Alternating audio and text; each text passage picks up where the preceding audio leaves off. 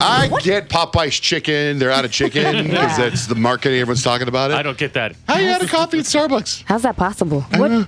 They forgot to brew something. The very nice barista there said that she left at noon yesterday and they were out of whatever it is that I get.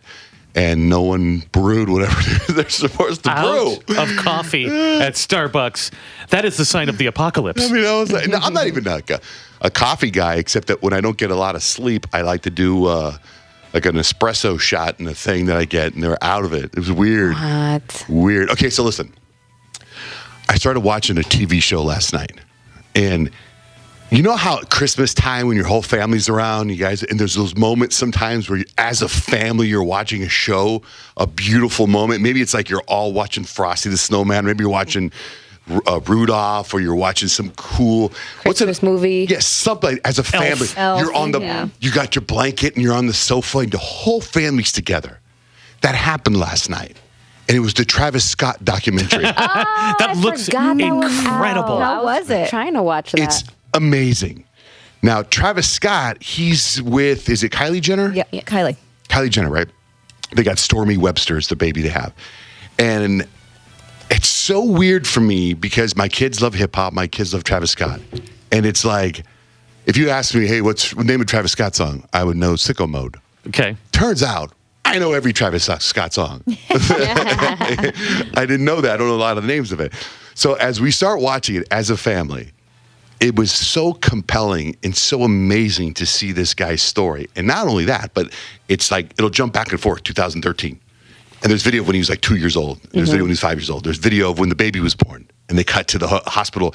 And there's the video of when they're together just dating. There's video of, and then he even calls Kris Jenner, Kylie's mom. Mm-hmm. Like he's on the phone talking, and Kylie's mom came in. Like, you know what I mean? It's kind of weird. Yeah. It's almost like a bootleg version of Keeping Up with the Kardashians. You know? It just seems so normal because they're dating, and that's what you would call your girlfriend's mom. But it's like when he says Kylie's mom, you know it's Kris Jenner. Yes. He goes, but when the baby was born, he goes in the car and he's calling. I don't know who he's calling because his dad's in the other room, and he's like, yeah. He's like, and then Kylie's mom came in, and the baby started crying. He goes, and then I walked up, and the baby stopped crying.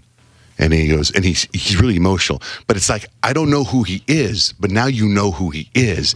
And he's amazing. And at all his shows, you know how people get kicked out of shows? Yeah. He doesn't let people get kicked out of shows. Oh, yeah. He's he brings a good them guy. back. But it's just so crazy that he put out a documentary because he's so low-key. He is...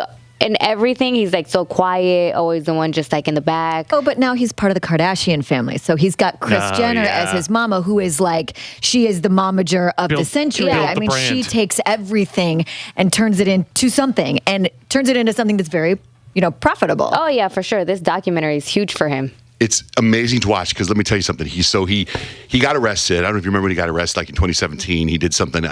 He was performing and he wouldn't stop, and then he turned off the lights, and it was a possible riot. So he gets arrested. Right, They pick him up in the jail. He goes to his private plane. He lands and he gets in the car and he's listening to a beat. And he's listening to the beat, and I'm like, I know that song. What song is that? And then you see him, and he doesn't have the words to it yet. And he's kind of going, he's like making mouth noises, but he doesn't have the words yet. And then they cut to, he's with his security guard, who, by the way, has a machine gun. Oh. That's intense. Right? And as he's trying to come up with the words to the song, they cut to the back of the SUV, and there's a Sprite bottle rolling around on top of a machine gun. And then he walks into the studio, and he's sitting there with a couple guys, and he's excited, and he's trying to write this song. And he's like, and he's coming up with the word, and then they're rolling a joint, and they're smoking, and then he's like, I got it. And he said, whatever. And then this is the song.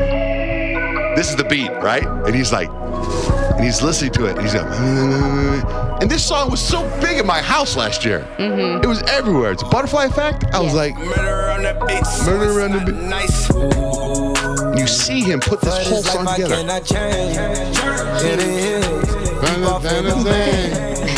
his car? He did that all in his car? This part in his car. Then he goes and he cuts it in the studio, right? Then in the documentary, it cuts to where he performs it in the stadium, and everybody knows the words to it. It'll give you goosebumps. Oh, that's really cool. Then he's putting together Astroworld, right? He's putting together all the songs for Astroworld, and it's 2 days before Astroworld comes out, and he's working on sicko mode, and Drake sends him his part. And you see him in the kitchen listening to when Drake sends him his part with all his friends. And on his phone, he hears the Drake part. And Drake says checks over stripes.